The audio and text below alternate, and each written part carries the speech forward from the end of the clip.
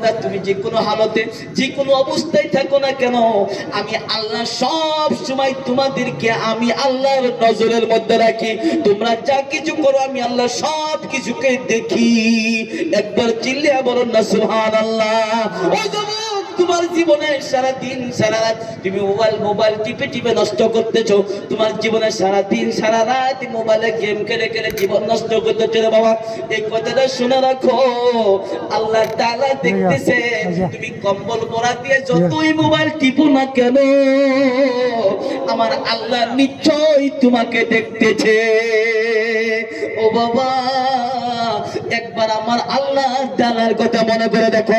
আমার আল্লাহ যদি তোমাকে দেখে, এটা কেউ ফিরাবার মতো নাই।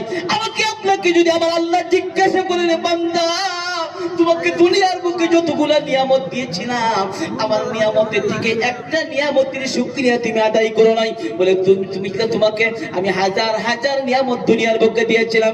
সাধারণত যদি আমাকে আপনাকে একদিন করে নিয়ামতের কথা জিজ্ঞাসা করা হয়, আমাকে আপনাকে যদি জিজ্ঞাসা করা হয়, রে বান্দা, ও বান্দা তোমাকে নিঃশ্বাস নামক নিয়ামত দিয়েছিলাম, ও বান্দা তুমি আমাকে বলো বলো বলো বলো বলো, তুমি নিজে বলো বলো বলো, 24টা ঘন্টার মধ্যে একটা দিনের নিঃশ্বাসের হিসাবটা আমার কাছে বলো। একটা বারে তুমি কতটা নিঃশ্বাস নিয়েছো, আবার কতটা তুমি বের করে দিয়েছো, এটাও যদি জিজ্ঞাসা করে আমরা আল্লাহর বান্দা জবাব দিতে পারবো না। জোরে বলেন কথা ঠিক না বেঠে? আমার ভাইজান, আল্লাহ পাক রব্বুল ইজ্জতকে দিকে ভয় করেন, আল্লাহ পাক রব্বুল ইজ্জতকে দেখে ভয় করেন।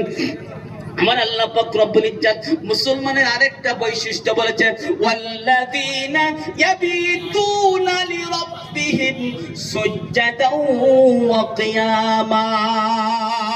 একবার জোরে জোরে বলুন সুবহানাল্লাহ, নারে তাকবীর।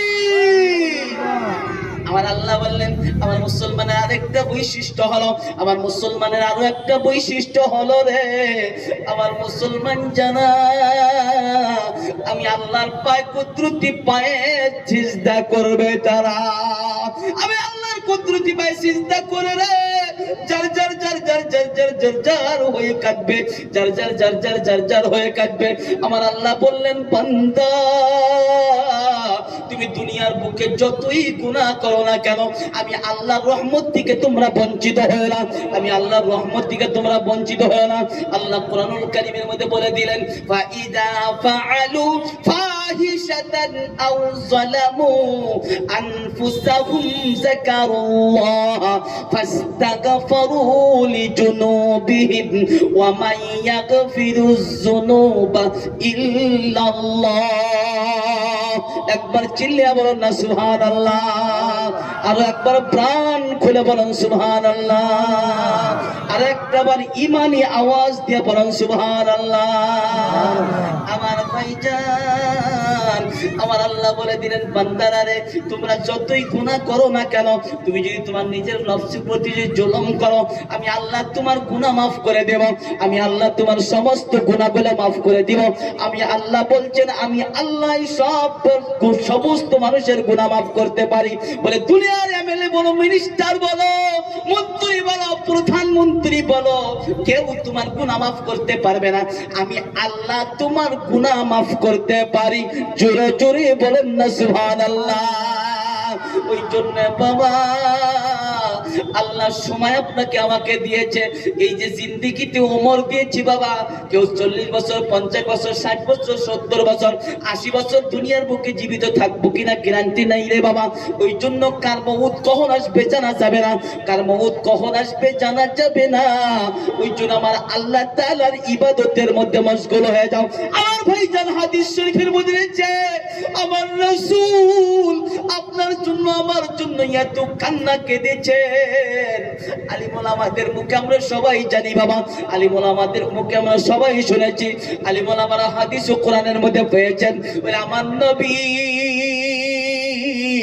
রাহমাতাল লিল আলামিন নবী এত কান্না কেঁদেছেন রে, এত কান্না কেঁদেছে, নবী আমার এত কান্না কেঁদেছেন, নিজের জন্য কোনো সময় কাঁদে নাই, শুধু তার উম্মতের ভালোবাসার জন্য, উম্মতের মাগফিরাতের জন্য আল্লাহর কাছে কেঁদেছে। জোরে জোরে বলেন না সুবহানাল্লাহ। বাস্তবের মধ্যে আসেন, বলে আমাদের মসজিদের ইমাম সাহেব যদি একটু সময় জুমার নামাজের সময় কেউ যদি বলে হুজুর আমার জন্য দোয়া করেন, বলে আমার বাবা নাই আমার বাবার জন্য দোয়া করেন, বলে আমার মা নাই আমার মায়ের জন্য দোয়া করেন, মসজিদের ইমাম সাহেব যদি একটু সময় বেশি করে দোয়া করে, দেখবেন অনেকগুলা মানুষের উসপিস করে। জোরে বলেন কথা ঠিক না ঠিক? ও ভাইজান, হাদিস শরীফের মধ্যে রয়েছে আমার রাসূল নিজের গুনার জন্য কাঁদে নাই, শুধু উম্মতের মাগফিরাতের জন্য আমার আল্লাহর কাছে 5 ঘন্টা 6 ঘন্টা পরে আমার আল্লাহর দরবারে দুটা হাত পেতে কেঁদেছে। জোরে জোরে বলা যাবে কি সুবহানাল্লাহ? নারায়ে তাকবীর। আমার ভাইজান, একটা কথা মনে পড়ে গেল দাদা, হযরত আল্লাহ রাসূল সাল্লাল্লাহু আলাইহি সাল্লাম হঠাৎ করে একদিন পেরেশানি অবস্থাতে আয়েশা সিদ্দিকা রাদিয়াল্লাহু তাআলা আনহার ঘরে ঢুকেছে, গৃহের মধ্যে ঢুকেছে। আয়েশা সিদ্দিকা রাদিয়াল্লাহু তাআলা আনহা রাসূলকে দেখে বলে, হুজুর গো, আপনার শরীরটা এত পেরেশানি কেন? আপনি একটু আমার উরুতের মধ্যে মাথা রেখে আরাম করেন। জোরে জোরে বলেন না সুবহান।